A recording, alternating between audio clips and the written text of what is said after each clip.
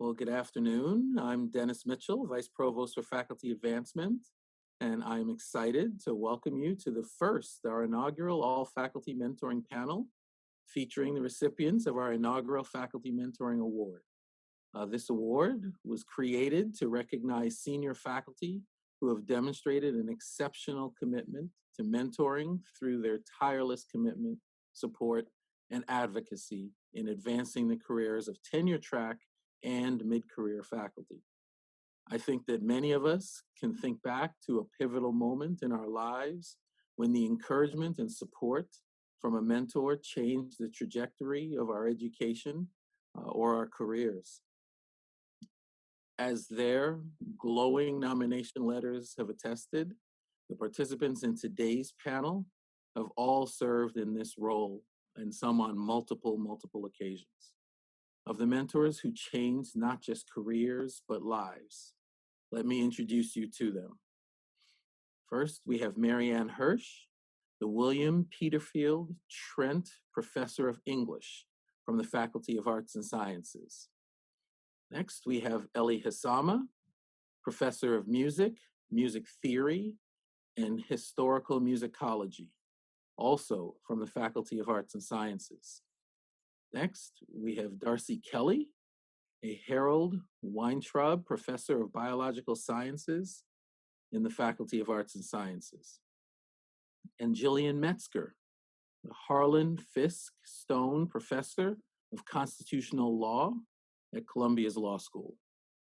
And Mae Ngai, the Lung Family Professor of Asian American Studies and Professor of History, Faculty of Arts and Sciences. Unfortunately, Mae was unable to join us this afternoon because she had another commitment that came up, but she is with us in spirit. Let's please all just take a moment to give them a virtual round of applause.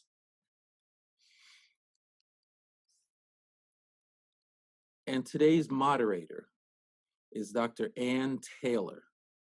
As Senior Vice President for Faculty Affairs and Career Development for CUIMC, Dr. Taylor supports faculty recruitment, appointment, and promotion processes for faculty and trainees at the 4 health sciences schools at the Columbia University Irving Medical Center.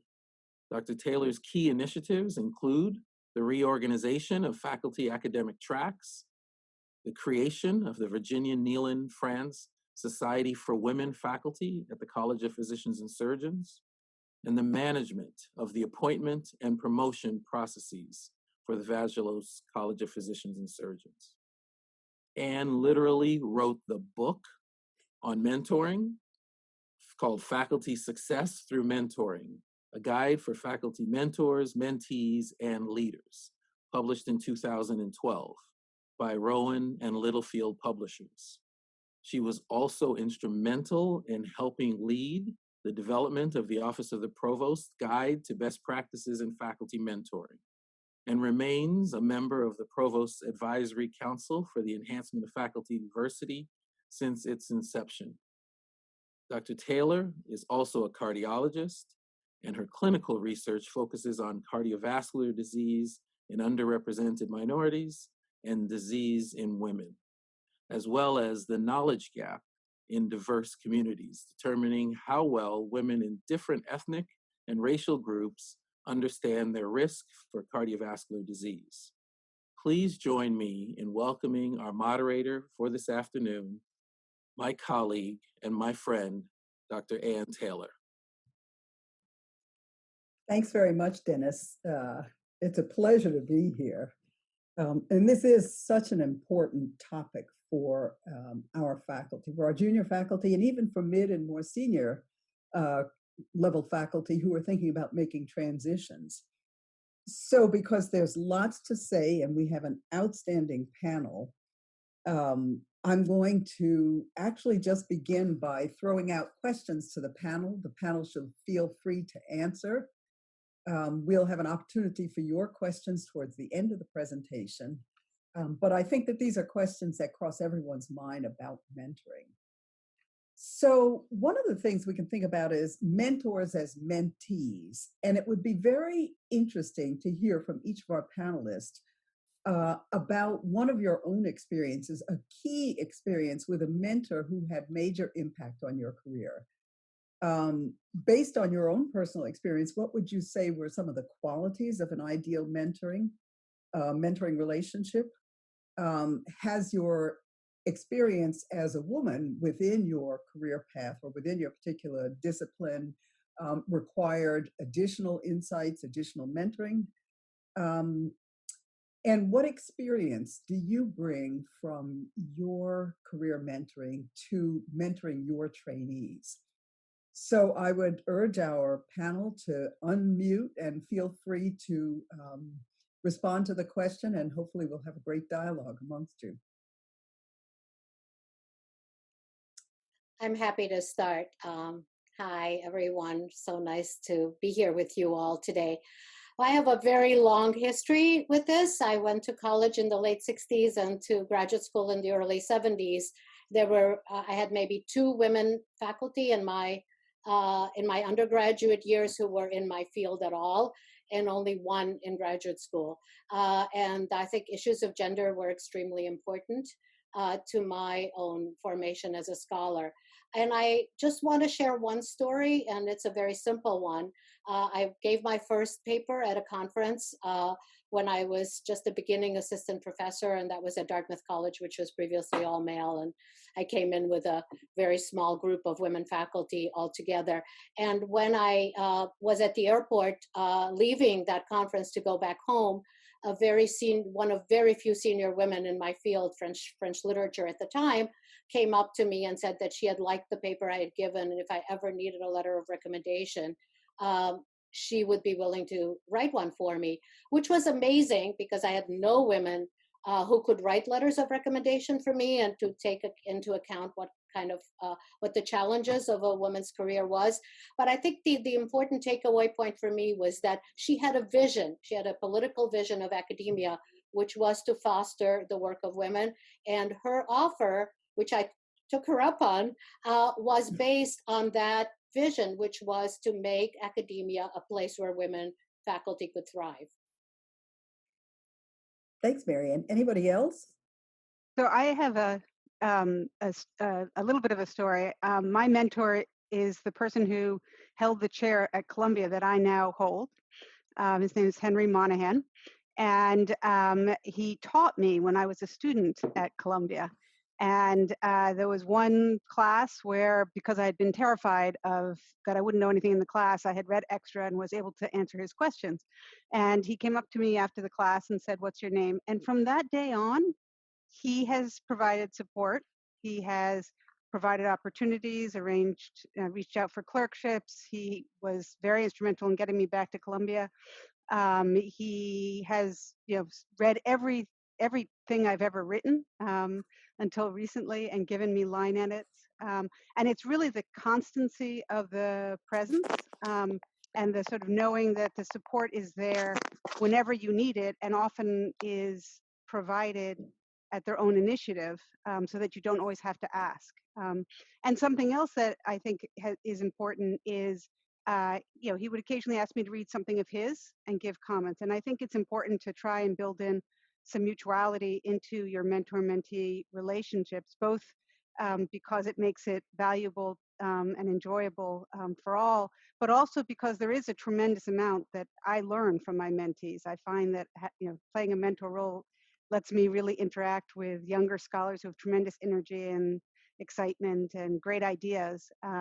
And so I wouldn't want it to seem it at all, because it isn't, that it's a one-way street. It's something I really value from their end. Ellie, you look like you had something to add. Yes. So I've had the good fortune of being mentored. Did I unmute? Can you hear me? Oh, yes. Okay.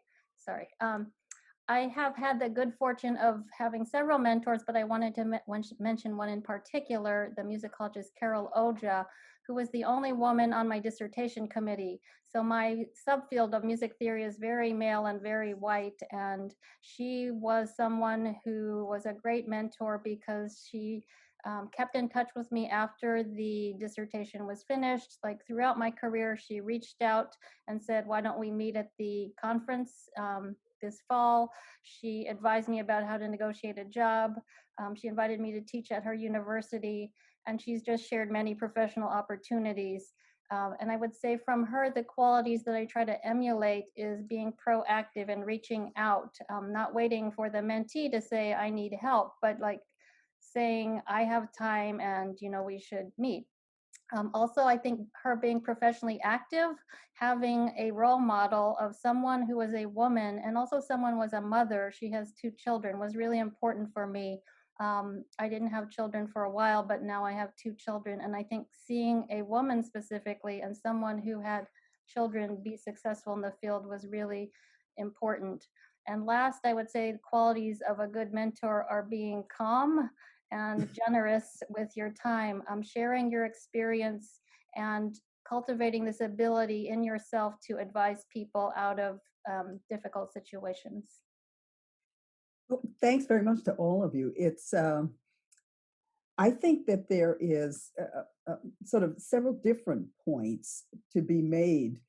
One with Marianne's is how sometimes someone that you don't even know offers you a pivotal experience, a sponsorship experience. And the fact that Marianne took the opportunity or took up the offer and actually asked her for a letter of recommendation. You may not have had a long-standing relationship, but those kinds of sponsorship moments are pivotal. And Gillian, on the other hand, had sort of long-standing, constant mentorship with a reciprocal co-learning portion of it. You read his papers, he read your papers.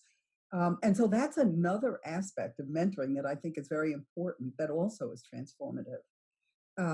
And Ellie, having someone who's like you, who's going to have some of the same both interests, but also lifestyle issues and life issues that you can rely on discussing. Darcy, did you have anything to add? Well, let me think. I think that mentoring is interesting because as you go along, you get to see a lot of different styles. So it's kind of different from parenting. You only typically have 2 parents, and if they're both terrible parental mentors, all you know is what you don't want to do to your children as opposed to what you do want to do to your children. So you have a much larger experience as you go along. I just like to make the observation that it's not like when you provide mentorship or advice to somebody, it's not like it's an unpleasant or taxing or any of those things. What you're doing is you're trying to nurture a future colleague, right? As you know, our enterprises run on talent. We need all the talent we can get. So when you spot somebody that you think would be great for X, in your department, leading something, taking over from you, leading something, it's really in your best interest to try to help that person. And then the best thing is sometimes you spot somebody who might be less far along than you are, that you think is doing great work, and you can have a collaboration. So it's a plus thing. It's enjoyable to be a mentor, and if it weren't enjoyable, it wouldn't be worthwhile. But it's also incredibly important right at the moment because academia is very complicated. We are not as diverse as we should be. In the field that I'm in, science has relatively few women, although much better than when I was starting out, and incredibly few people of color. And we all know that there's enormous talent out there that's just not being used. So if there's a moment when we need mentoring, I think that moment is now. Those are all excellent points. And I think they really speak to the variability of mentoring experiences and how I think for mentees, when I advise our junior faculty, I tell them to look for multiple models of mentoring. There isn't one single form of mentoring that's really the ideal, but it depends on a lot of different variables. So Darcy, you really touched on the next question, which is the role of mentoring in the academy and why it is so important that this be built into the fabric of our lives as scholars and teachers. Why do you think it's so critical for faculty success? I look around at my colleagues and they all look like they're very, very smart, very self-motivated, very capable of making new discoveries, doing amazing things in medicine. Why is mentoring critical, even when you have a talent pool like that? Well, it's hard. The whole thing is hard. There are difficult personalities to deal with in academia. There are senior people who are destructive sometimes, selfish, especially in the sciences where you run a large lab. And it's hard for a junior person to know how to navigate some of those deep waters. That's one thing. The other thing is that, there's always a problem with self-esteem. All my students say they have imposter syndrome. Suddenly they're in this place and it was a complete mistake. And did I ever feel like I had imposter syndrome? I said, in my graduate class, we all, and I was the only woman, we all felt like we had imposter syndrome. Curing lack of self-esteem in an extraordinarily talented individual is something I have not had really great success at because they don't believe you when you tell them how good they are. And so that goes much deeper back. But if we are going to have a vibrant intellectual life, we need a vibrant life that's made up of lots of different kinds of people.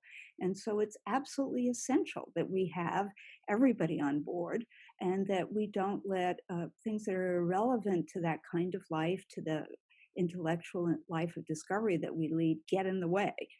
And students also, and younger faculty also have to, so I had this really easy life. I got tenure 6 years after my PhD, which in science nowadays never happens. And because I had that, and because I'm a difficult personality to begin with, I never had any bad repercussions for speaking up. And so that's been extremely useful because people are always afraid that if they just speak out and say, God, that's the stupidest thing I ever heard, there will be repercussions, which there sometimes are. But in general, you want to have fair arguments and you want to listen to everybody. So it's very important that we have those, not just mentors, but also role models so that people see that. So you don't have to be incredibly nice to be successful as a woman, or all of these things that have to do with your personality and have nothing to do with your ability or your ability to teach or your ability to lead. And those are very hard. Those are very hard things to get by. But if you're going to be succeeded, and I have on this group are people who have mentored me, people that I've co-mentored other people with. I reached out to my mentor in graduate school and told her that I was doing this. One of the only 2 women faculty at the Rockefeller University at the time. So, it's important to do this. And it's also a very joyful and creative thing to do. It's in many ways, it's as important as having children and almost as important as your creative work, your writing and your papers. It's right up there with the top things. I always say the best thing about having mentees who aren't children is you don't have to give them your car keys and you don't have to ask them where they were last night. I gave my mentees my car keys during the COVID epidemic. So I'm just saying, it's not always that case. But I agree, it is. Luckily, they're grown up. It is one of the joys of being in academics. And can I just add 2 things please that occur to do. me? I mean, just in terms of why mentorship matters so much, one, I think, is just opening up and providing opportunities. I think it's really, sometimes hard to get invited to symposium, get connected to different projects, get asked to show up in various ways, and having somebody pushing you for that and pushing less represented groups and members of the faculty who are from those groups who may not have the networks there already and may not have the knowledge base. I mean, particularly if you are someone who doesn't have in your friend group a lot of people who are academics, or in your history people who have been academics, then having mentors who can sort of help show you the way of the town, and provide those opportunities to make sure that you have the information base that you need to be thinking strategically and know what's sort of coming down the pike, I think is really important for success. Yeah, I think it's critically important to diversify academia. Marianne? I'd like to pick up the idea of networking, and networking is sort of within the university and within a field. We've, those of us who've been here longer know a lot of people. We know what other people are working on. We know how to connect younger scholars with others who are interested in similar things. So I think that's one of the key factors that makes mentoring so important. But there are various aspects to it. One is just to discuss some of the many difficult decisions that we all have to make in our field. Should I accept this invitation? Should I send out this paper? How should I conceive my first book? And is the second book too close to my first book? And when I'm talking from the arts and sciences, humanities perspective, I mean, those are really big, some very big questions and some very small questions. Should I be on this committee? It's taking up all my time and I really need to get my book done. I mean, those are things that you really need to be talking over with other people, with peers, but also with people who have had more experience. But then there's the more nitty-gritty aspect, which is, it's really great to have other people read your work and help you get to the next stage of it. And I mean, for that, people in your own field or somehow adjacent to your own field are very important. And I just want to reiterate the idea of pleasure. I mean, there's nothing more pleasurable than being part of having a stake in a younger scholar's career and watching it grow and watching it change. And I always somehow think of myself as a kind of guide, or not therapist, but a manager, an academic manager, because I'm actually very good at thinking about, well, maybe this chapter should follow this chapter. I mean, I don't have to do that work, but I can enable other people's structuring of their career. And that is tremendously pleasurable. And it's a kind of lifetime relationship. I've told people that I got this award who were mentees of mine in the 1980s. And we actually, from my previous institution, had a little Zoom party to celebrate, because they're still really close friends and I've read everything they've ever written. And those relationships can be formal or they can be very informal. But what I really want to say is, don't think that you're alone in making these decisions. I never send anything out that other people have not read. And that could be peer mentors, or they could be younger scholars, or they could be more experienced scholars. That's great. Ellie? So returning to the question, why is mentoring so critical for faculty success? I think a mentor can give you perspective on your own work and your place within your career. So one thing I wanted to emphasize was not just navigating difficulties, of which there are many, on the tenure track for a junior scholar, or outside of it, but also someone who can encourage you and celebrate your achievements, someone who's not in competition with you. So sometimes if you share the same field, it's like, well, why didn't I get that? And there's less praise and more questioning. So I think a good mentor celebrates the highs and helps people through the trickier parts of the trajectory towards tenure. And with regard to my mentor, she taught in the same institution I did and had the same job that I had later as director of a research institute.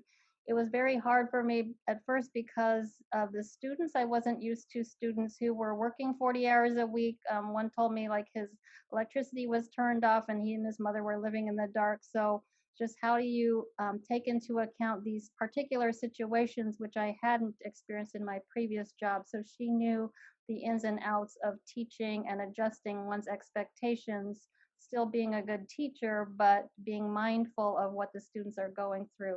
So we would talk at that level about teaching, just how to help the struggling students who are in very difficult personal situations. That's terrific. You know, one thing you said made me kind of perk up, which is whether any of you think it's important to have mentors who are outside of your discipline or outside of your department. Is because we've described very close relationships. How does distance factor into that? Is that a good thing? I think it's very important to have mentors outside your department. I think there's always more hesitation to contact people within your department who are going to be voting on you, and there's a much more open relationship with people who are maybe in fields that are adjacent, but that can help you read the situation more clearly, and where you wouldn't be hesitant to share things that you feel insecure about. And I think one of the challenges of mentoring and being mentored is that there's something like a psychoanalytic relationship in it. I mean, I remember having mentees who would like cross the campus the other way when they see me coming, because they knew they had told me they would finish that chapter by last month, and then they still wasn't finished, so they really didn't want to see me. And I think that's a much more difficult relationship to have with people in your own department than it is with others. It's not we're talking about joy and pleasure, but there are a lot of really thorny, challenging, difficult issues, like being honest about when something is not good, and not just building somebody's ego, but being able to build a kind of relationship where you could be honest, or you could also nurture somebody through failure. I mean, it's not only about success. Sometimes, I mean, I've had mentees who have not gotten tenure, and that's very, very difficult. But if you have an honest relationship and can be affirming of the really good qualities of that person and nurture them through the next position, that's terrific. But I think someone from outside the department can do that more easily. Darcy, I see you shaking your head. Yeah, I mean, but for a long time, I thought all my closest colleagues were people at other universities. I'm in one of those multidisciplinary fields. I just want to bring up one other thing, which I think is important, which is what you do if you start something, an institute or a graduate program or a journal or something, right? And then, at some point you're going to turn it over, right? You're not going to do this thing forever. And I would just say that one of the most challenging, but also most rewarding mentor-mentee relationships is to try to have people to think very hard about the qualities of the person who would assume responsibility for something that you started. And I luckily, the two things that I started that I'm most proud of while I'm at Columbia are now running or about to run with really terrific people. And that's a special kind of mentor-mentee relationship that, if you're inclined to do new things, can also be very rewarding. That's terrific. So we're going to open up for questions in about 10 or 15 minutes, 10 or 12 minutes. And this has been a wonderful discussion. But let's talk about advice for junior faculty who are seeking mentorship. How would you advise someone to go about that who might be unsure? And around what areas should that mentorship be focused? What's the benefit of connecting with people outside of your field? We just spoke a little bit about that. And about peer and near peer mentoring. So I'd throw out those questions. Feel free to answer whichever or all, or whichever ones you feel you have the most experience with. Well, I'll start. I think one thing I would say is I think it depends a little bit on how your department is set up. Some departments, the law school has a formal mentoring structure where we have a mentoring committee, and each junior faculty is assigned a mentor. And that mentoring committee is distinct from the promotion to tenure committee. So you don't have that kind of perhaps overlap or contrasting roles to deal with. And so, if there is a formal mentoring system at your department, that's an initial thing that's kind of an easy one to take advantage or to try. Sometimes mentors aren't always willing to be a mentor. And that's unfortunate, but then you sort of need to reach out and, I think the best relationships that I've had are when people have sort of started a conversation with me at a workshop or in the hallways of the law school. I've gotten to know them, or I've seen them. They were a former student, and we start up something like that. And it starts out quite informally, and then either they reach out and say, "Could we have coffee?" or I'll reach out, and they've told me they have a draft, and I'll say, "Send me a draft," and I'll give comments, and it sort of starts up somewhat naturally. And I think it's actually important to try that with a lot of different people, both in the department and out, as we've talked about, because you never know what's going to click and what's not. And you'll learn something, I think, from those conversations, regardless of whether they're successful in terms of a long-term mentorship or relationship or not. You'll get a sense of some of your colleagues. You might get to know them a little bit, even if it doesn't turn out to be a long-standing mentor relationship. I would say don't have only one. I mean, seek out more than one person to be a mentor. And then, as Jillian just said, there are different contexts in which mentoring occurs. It isn't just a one-to-one relationship. It's structural, as we've learned so much in recent weeks. These relationships are systemic and structural rather than just individual.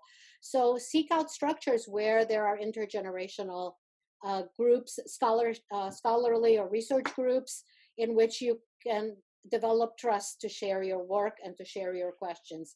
And I guess the one most important factor in seeking a mentor is trust. And I think that's very individual in terms of how that's developed.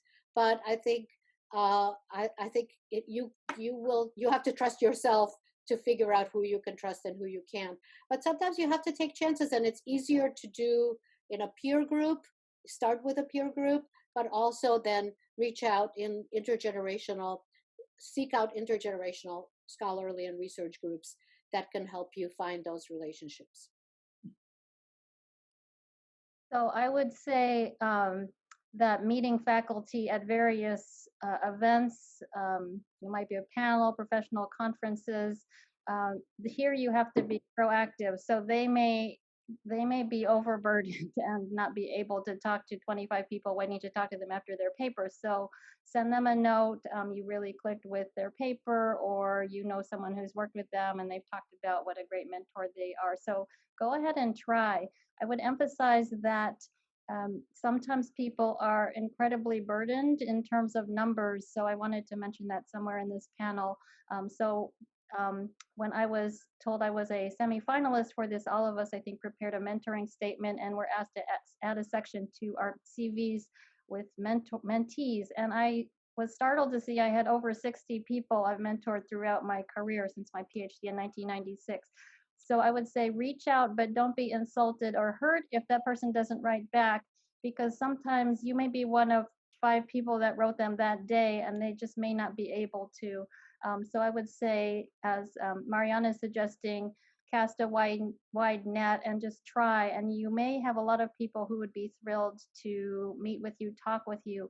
I would say some faculty at R1s like Columbia have so many mentees, including junior faculty, graduate students, undergraduates. Sometimes people at the small liberal arts colleges don't have graduate students, and they would love to connect with younger people in the field and help them. So again, try for maybe a range of people at different stages and different types of institutions. Also, I think it's important to think about the different questions that you really want to pose to a mentor. So your point before, Ellie, that having a mentor who was a woman and who had children provided a role model. So that's one person. That may not be the person that's going to give you the vast majority of your professional advice, but it's still someone who can share with you a pathway forward that you might have trouble envisioning otherwise. Darcy, I think we'll ask if you have any comments about peer and near peers as mentors. Oh, I think I think that's where you start mentoring. When I got my first offers to be an assistant professor, I had friends who were fellow postdocs and had been graduate students. I was still at the same institution. And the minute I figured out how to do something like negotiating for getting my lab renovated or startup funds or something, I immediately rush and tell them, they were all guys as it turned out, how to do it, because, it was kind of like, watch one, do one, teach one. I mean, basically it was exactly like that. I mean, academic life is so confusing, really, seriously. And also, it's very hard to ask for stuff for yourself. And so actually the most useful thing I learned was when I was an assistant professor at Princeton and there was some kind of space grab going on. And I thought, how can I do this? Like, how can I say I need more space? And I thought, you can do it for your students and postdocs. And that gave me this extraordinary maternal, rage, and I went and I said, I need space. My students can't do their work, blah, blah, blah. And so that made it easier for me psychologically. So that's advice that I give to the younger people that I mentor now, all of whom are doing really super well. But, the other thing is you have to realize that when you mentor somebody, you're creating a friend, right? A close colleague, somebody who you admire. It goes both ways.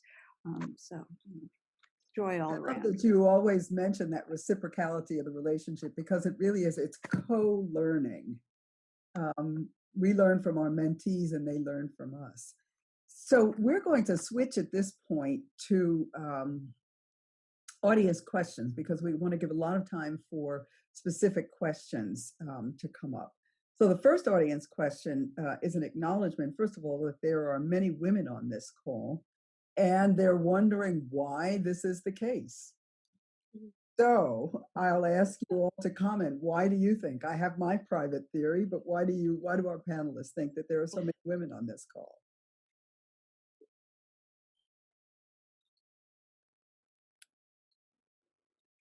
Well, I mean, I could add that the recipients of the award, of the initial award, are all women as well. So I think that it's pretty clear that this is the kind of work that women in the academy have taken upon themselves to do. And, as Ellie said earlier, don't hesitate to ask for mentoring, because we consider it part of the job. Really, we consider it part of our mission, part of our job to enable younger scholars to thrive.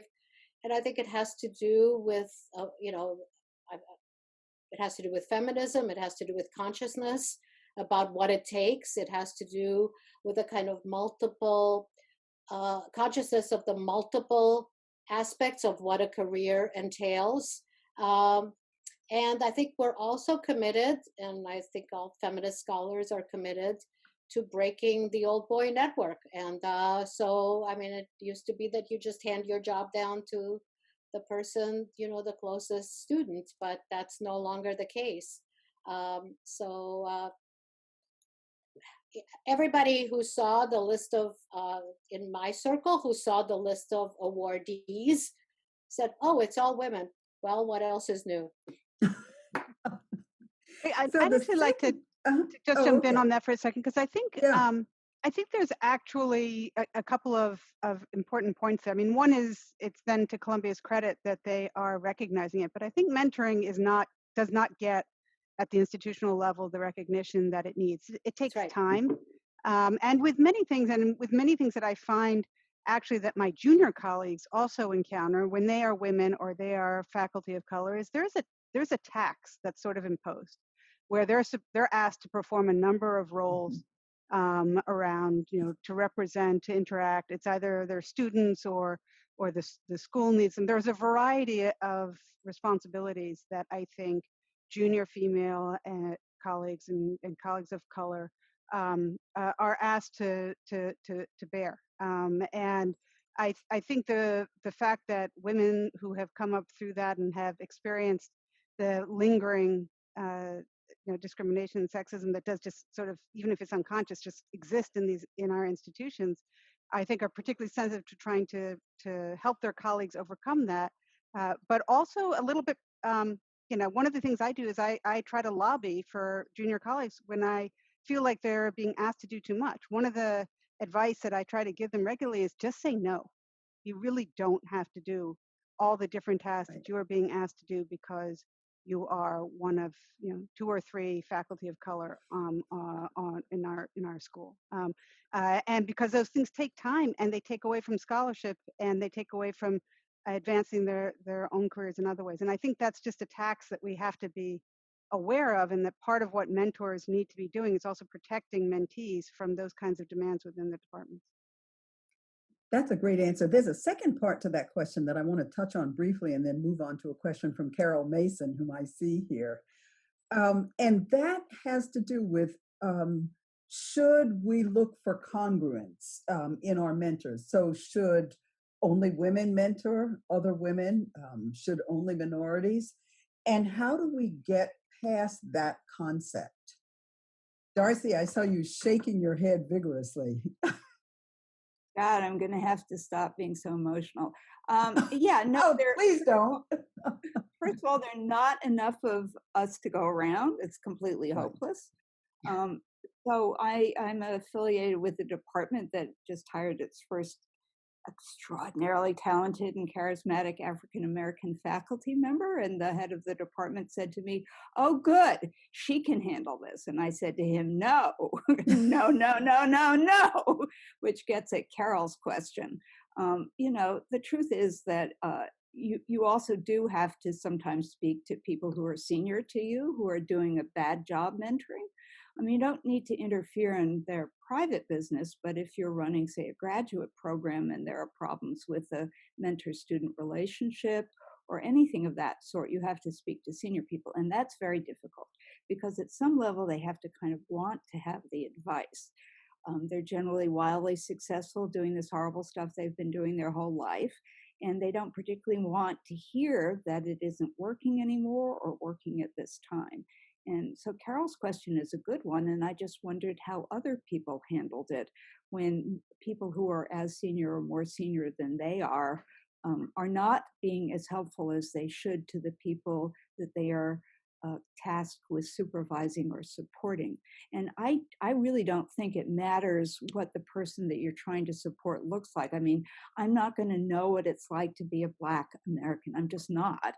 But I am an empathetic person and I am there in the fight, and I will do everything I can to help them because I believe that talent exists every place. So it can be man, it can be woman. I don't think it matters what you look like. The whole problem with the racial inequity in our society is that we assume because of the way somebody looks that we know something about them, and we don't know anything. You know absolutely anything, or their voice or anything. You don't know anything. You have to get to know the person. And that is often a difficult thing for a more senior person who perhaps is more emotionally distant to be able to do. Carol, the next question comes from Carol Mason, who is a professor, and I'm going to not give all of the departments, but has cross-disciplinary appointments in at least 3 departments at the medical center and a very high position at the Zuckerman Institute. So Carol, unmute yourself and let's hear your question.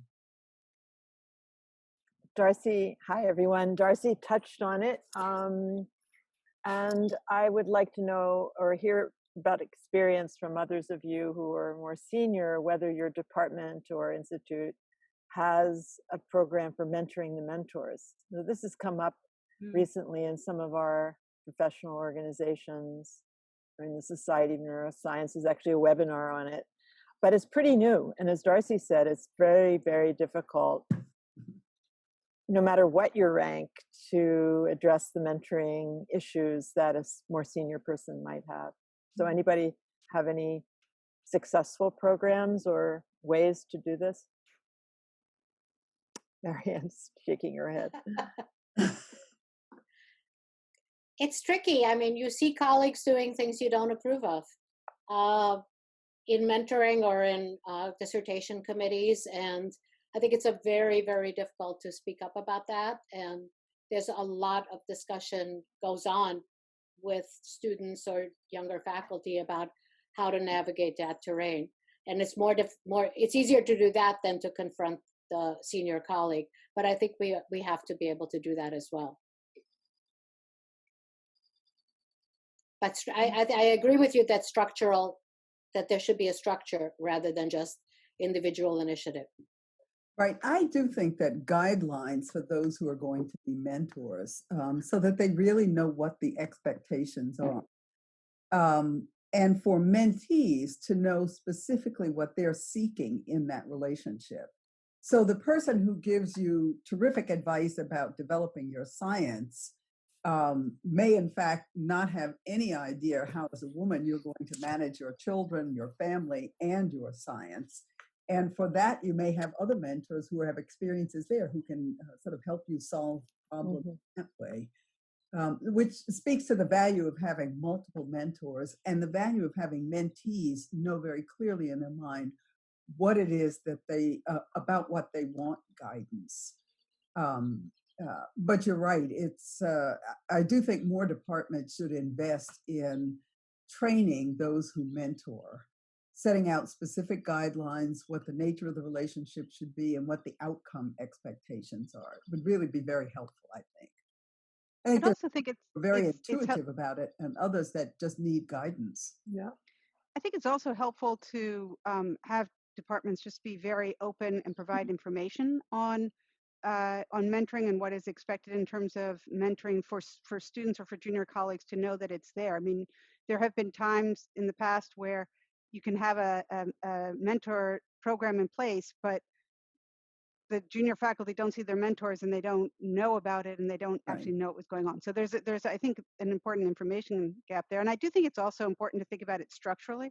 So one of the ways to try and deal with the senior colleague who's not performing as a mentor is also to have somebody in authority sort of charged with overseeing a mentoring program so that that person can be chosen for their general accessibility and then also has a kind of institutional role in which they can talk to a senior colleague rather than having to talk to them just as a peer and not necessarily being listened to.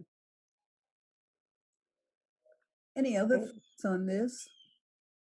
Because we have one other question, and this comes up all the time when we have mentoring discussions with junior faculty. But if a junior faculty is looking for a mentor, what advice would you give them in developing these relationships and approaching potential mentors?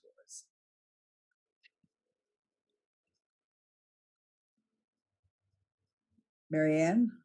Oh, we've talked about it a little bit already. You know, choose people that you trust. Don't take it personally if people are not open or ready or have the time. I mean, I think we all probably promise a lot more than we can deliver, which is part of what we talked about before, the mission, the passion for doing all this. So I know, you know, guilty as charged. I really would like to read everybody's work that comes my way, but I physically can't do it, and so I know that I often, you know, give the impression that I will do it, and then you know, I feel guilty and I just can't manage it. So I think for all those of us who are mentors, the most important thing possibly is to just be honest and say, I would really like to, but I just don't have the time. But when you're seeking a mentor, I think Ellie's point is really important, that often there are people in other institutions that could serve that function. So cast a wide net, be very straightforward about what you would like that mentor to do. I would like to discuss what happens in, you know, year 4 or year 5 of my junior faculty life and how to work toward tenure. Can we look at my CV? Can we look at my plans? And would you possibly be able to read a chapter of my book? Start small, start with something that's manageable. Rather than saying, my manuscript is finished, it's 450 pages, I really need feedback in a month. I mean, that's not going to be realistic. But I think that kind of specific expectation would be really helpful. Ellie? Yes, so I wanted to add, which is related to Carol's question, that in my subfield, which is music theory, it is 33% women in the Society for Music Theory, and it is 84% of the membership is white. So I have never had a mentor who is not white, although I would have wanted one because of the field. And it's very hard to find a woman in the field also, because I never studied with a woman throughout my graduate years in a seminar. My advisor was a white male. So I would say I had to rely on a lot of people who were not like me in some critical ways, but I tried to um, use them, I guess not in that negative way, but try to make use of their skills and abilities to advise me. And I think in some ways I tried to push them in some ways about things they didn't think about, like being a parent or being a young woman who wants to have a child but is on the tenure track, like in her 30s, and it's just difficult to navigate. So I would say it's not necessarily the mentor knows everything and is going to guide you through the rocky pathways of your career, but in some ways they really want to help. They might consult with someone. My mentor, who is a man, is married to a feminist lawyer, so I think he would often ask her questions and get advice that he could share with me. So I would say it's been really important for me to have women mentors, but I think we can't give up on men and men being able to learn and gain skills because they care. They want to do the right thing. They just haven't had the life experience, and then they need to get advice so they can mentor properly. That's a great answer. One more quick question for the panel is, how have you navigated mentoring during these times with COVID and remote working? I think that's such a challenge to not be in the same room with someone. It helps if you were in the same room with them. So we were very lucky in biological sciences. We had a job search and got 3 fantastically talented new young women faculty. And I was very involved in their recruitment because it's a strong goal of mine. And so you know them in person. So then all you have to do really is drop in every once in a while and ask how things are going. And then you'll see them on department Zooms. And it's just that you have to look out for each other in these difficult times. My own mentors, two of whom are on this call, I think, it's a reciprocal relationship. So it's just a matter of really reaching out. You have to remember that we are very social, visual, and auditory species. And aside from touch and smell, you can get a lot on a Zoom conversation. You can look at somebody's face and, you can feel some of the feelings you would feel if you were actually with them. And that's what I try to do with my own. I have 8 undergraduates in the lab, and I have a weekly meeting with them, and it helped to have known them before. But I just talked to a psychologist, and I asked him if he was taking any new patients. And I said, how was it? Because you never met them in person. And what he said to me was, it was very useful. He said, well, it's harder, but I just try to do it more frequently, and we have more lines of communication, like they can send me emails. So if you have somebody new you want to be involved with, you might think about broadening the way you would actually do that. And then you can promise to, if they're old enough, have a glass of wine with them, and we can actually get together at some time in the indefinite future and be at the same table. Well, that's terrific. I think our time is up. Anne, could we? I just wanted to flag, because we don't have time for it, but I just think it's a really important question, which is the one from Morgan Philbin in the chat about there is I think this is actually a systemic issue that academia has to pay more attention to, and it goes back to what I was talking about before in terms of the demands that are being put on, particularly junior female and colleagues and junior colleagues of color. But I do think that the question of how institutions are valuing mentoring and they're valuing this kind of undertaking is one that really needs to be on the table, and also is important in terms of thinking about advice for junior colleagues, because I think, unfortunately, often what matters in terms of tenure will not be how good a mentor you were. It will be more what your scholarship is. And I think that really is something that would be great to work on changing, but it also means that junior colleagues need help in navigating how do they then stay true to the things they care about while also meeting the demands of tenure. Thank you very much. Dennis, I'm going to turn this over to you to close. It's fantastic meeting you all. We could do this for a long time. Thank you, Anne. And oh my gosh, thank you, panelists. I thought it was an inspiring conversation. It met all of our expectations. Anne, as moderator, thank you. Great hour. I think our hope was to begin by inspiring mentoring across the university. This was a key for us, and hoping that we see those same levels of attention paid at our school and departmental levels. Mentoring is critical. Help us begin this conversation. You have the Guide to Best Practices in Faculty Mentoring. Anne has a pretty good book for those of you in the health science in particular, although the everything really extends well beyond the health sciences. We will do more of this. Please look out for us as we continue to inspire these conversations across our university. We need it. And I will say thank you, ladies, because you're doing the heavy lifting for the Academy. Everyone take care, enjoy.